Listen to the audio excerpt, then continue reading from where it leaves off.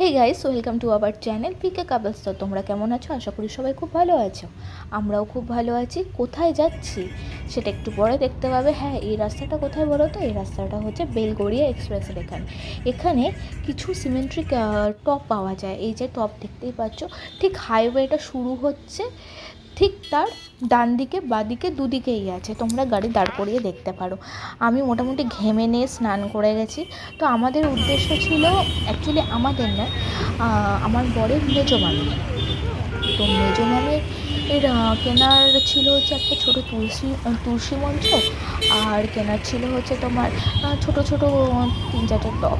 এই যে আমাদের গাড়িটা দাঁড়িয়ে আছে, তো আমরা এই দোকানে ফার্স্টে এসে দরদাম করেছিলাম, কিন্তু টাকা বেশি চাওয়াতে আমরা আবার ঘুরে চলে গেছি, ঘুরে আবার অন্য দোকানে গেছিলাম।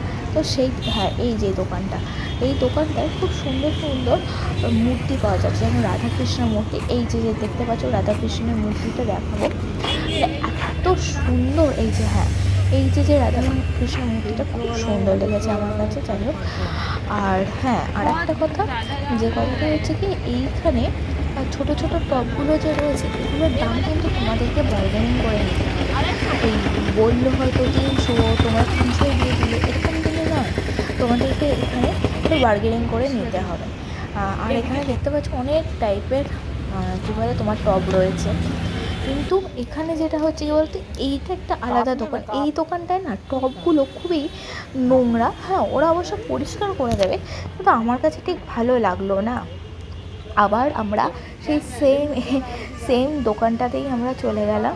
ওখানে গিয়ে একটুখানি বার্গেনিং করলাম, একটু পছন্দ করে